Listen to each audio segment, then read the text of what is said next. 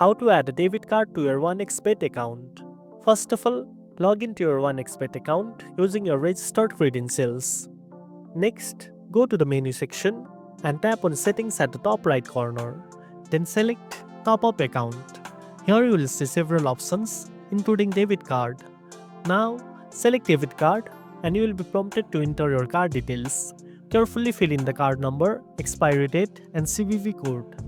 Make sure the name on the card matches the name on your account to avoid any issues. After entering the details, double check everything and tap on Confirm. Some banks may ask for an OTP or additional verification, so make sure to complete that step if prompted. Once done, your debit card will be linked to your 1xBet account. This makes it easy to deposit funds or make quick payments anytime you want. And that's it. Now you know how to add a debit card to your 1xBet account. If you found this video helpful, don't forget to like, share, and subscribe for more tech tips. Thanks for watching, and I'll see you in the next one.